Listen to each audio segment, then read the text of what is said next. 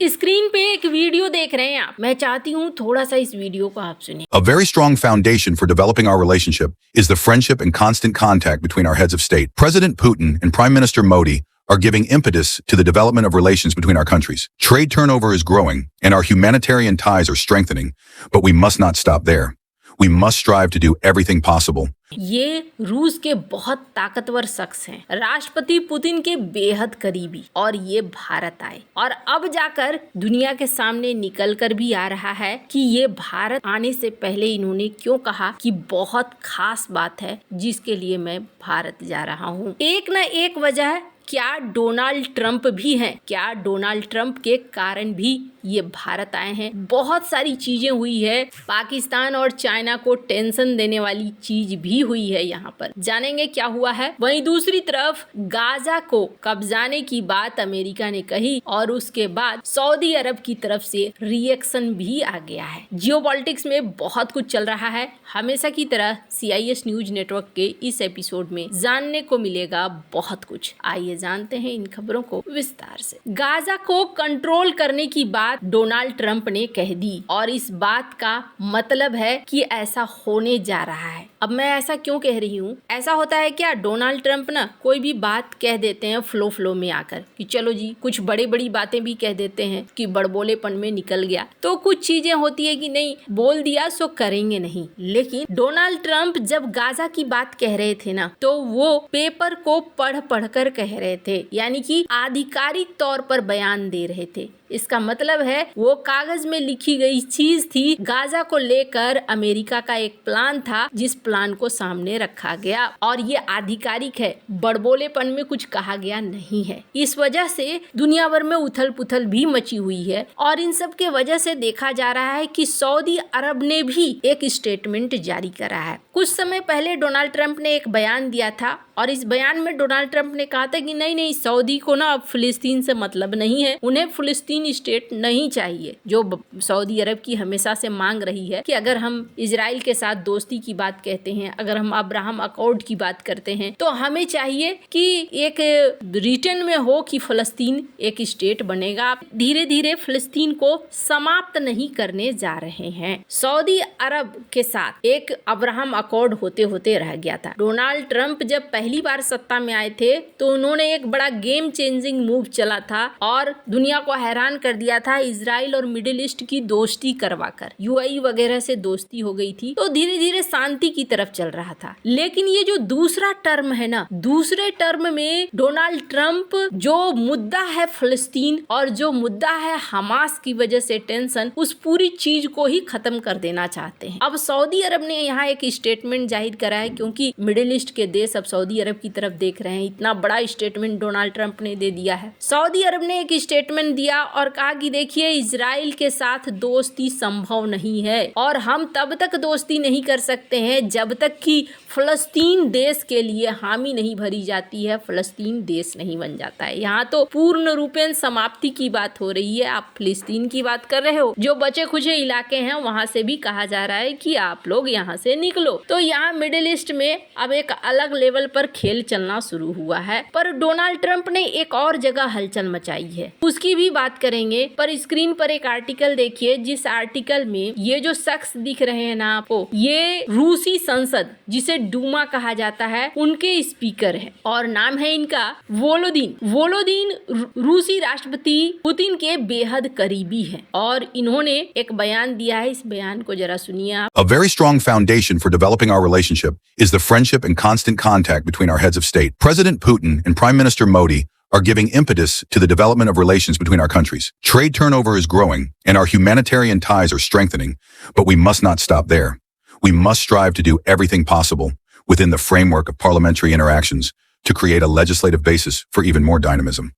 To achieve this, we need to foster dialogue. ये जब भारत आए तो भारत में भी बहुत अच्छे से इनका स्वागत किया गया। भारत की संसद में इन्होंने अपने प्रतिनिधि मंडल के साथ मुलाकात की, चीजों को देखा। ये एक रिश्ते को बताता है जो भारत और रूस के बीच में बहुत ही बढ़िया रिश्ता है। इसके बाद उन्होंने राष्ट्रपति से भी मुलाकात करी, ये तस्वीरें देख सकते हैं आप। और सबसे अच्छी बात मुझे रूस के साथ यही लगती है कि रूस के जितने भी अधिकारी आते हैं ना, वो भारत के रंग में रंग जाते हैं। जिस तरीके से वो अपने आप को पेश करते हैं कि हम आपके हैं और आप हमारे हैं, ये चीज एक बहुत अच्छी चीज है। लेकिन इन्होंने आने से पहले कहा था कि मैं जा रहा हूँ भारत। एक बहुत ही इम्पोर्टेंट बातचीत है जिसको करने के लिए मैं जा रहा हूँ। अब सवाल दुनिया में घूमने लगा कि आखिरकार ये भारत आए। आने से पहले इन्होंने कहा कि हम एक खास चीज के लिए जा रहे हैं। क्या खास चीज हो सकती है? ये यहाँ आए, यहाँ पर इन्होंने जो बातें कही उससे समझ में कुछ नहीं आया कि खास बात क्या थी, क्योंकि बहुत सारी चीजें हैं जो खास हो सकती है। जैसे कि भारत ने 21,000 करोड़ के स्मॉल न्यूक्लियर रिएक्टर की बात करी, जिसको लेकर इन्होंने कहा कि ठीक है, हम आपको टेक्नोलॉजी भी ट्रांसफर करेंगे, ये कॉन्ट्रैक्ट आप हमें दे दो। अब इसी प्रोजेक्ट के लिए रूस भी कह रहा है, अमेरिका भी कह रहा है और फ्रांस भी कह रहा है। अब भारत को चुनना है कि हम किसके साथ चले। उसके बाद अगर बात करें कि ईरानियन पोर्ट और रूस के बीच के जो कनेक्शन है, चाबहार पोर्ट जिसकी बात कहते हैं कि भारत और रूस के बीच जो व्यापार चल रहा है वो इस तरफ से 43% इस कॉरिडोर से बढ़ चुका है। स्क्रीन पर आप आर्टिकल देख रहे हैं। इसके बाद बात करें भारत और रूस के बीच तेल का, तो यहाँ पर एक और मीटिंग चल रही है। हरदीप सिंह पुरी को आप देख रहे हैं, ये यहाँ पर रूस के ऊर्जा मंत्री से बातचीत कर रहे हैं और तेल की नई डील को फाइनल कर रहे हैं। एक और आर्टिकल देखिए द प्रिंट की, जिसमें ये कहा जा रहा है कि भारत और रूस अब एक्टिव डिस्कशन में है कि हम रुपए के जरिए हम किस तरीके से ट्रांजैक्शन कर सकते हैं। तो यहाँ पर एक डिटेल बातचीत चली। अब एक धमाकेदार चीज क्या हुई, यहाँ एक डील हुई है।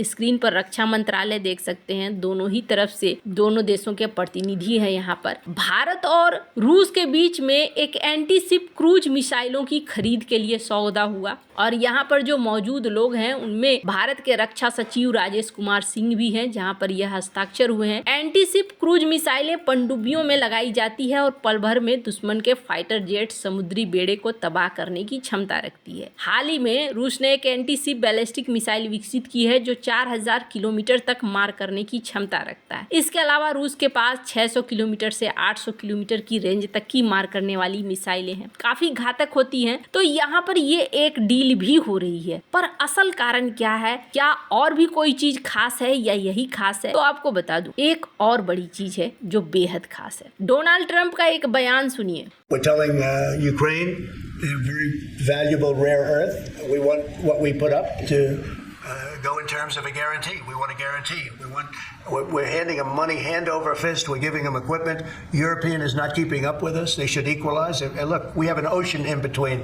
They don't. It's more important for them than it is for us. But they're way below us in terms of money, and they should be paying.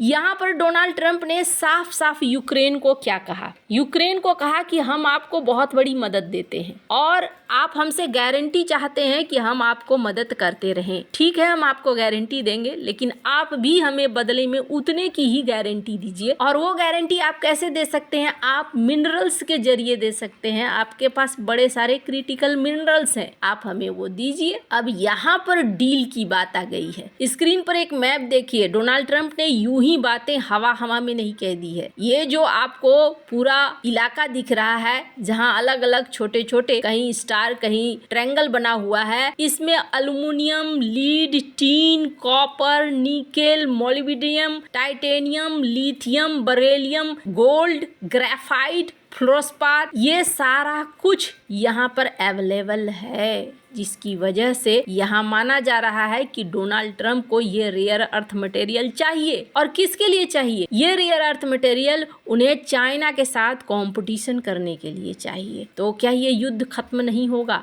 अब इस युद्ध के बारे में आगे कुछ भी कहना आसान नहीं है, लेकिन इतना जरूर है कि रूस इस चीज को बहुत अच्छे से समझता है कि डोनाल्ड ट्रंप का 2.0 कुछ अलग हो सकता है, इसलिए अपना बैकअप प्लान रेडी रखो। और रूस भारत के साथ अपने व्यापार को भी, अपने डिफेंस के समझौतों को भी और अपने दोस्ताना रिश्ते को भी बांध कर रखना चाहता है। दूसरी बड़ी चीज है, दो और घटनाएं हो रही है। एक घटना ये हो रही है कि रूसी राष्ट्रपति व्लादिमीर पुतिन भारत आ रहे हैं, उनसे पहले ये मुलाकात हो रही है। और दूसरी घटना हो रही है, पीएम मोदी डोनाल्ड ट्रंप के बीच में मुलाकात होने जा रही है। तो यहाँ पर बहुत सारी चीजें हैं। डोनाल्ड ट्रंप से मुलाकात के पहले भारत पहुंचना ड्यूमा के स्पीकर का, ये सारी चीजें बता रही है कि रूस और भारत अपने पार्टनरशिप को और भी ज्यादा गहरा करना चाहते हैं। वैसे आपको क्या लगता है, भारत को न्यूक्लियर रिएक्टर की डील किससे करनी चाहिए, रूस, अमेरिका या फ्रांस के साथ? कमेंट कर अपनी राय जरूर बताएं। जल्द मिलते हैं अगले वीडियो में नई खबर के साथ।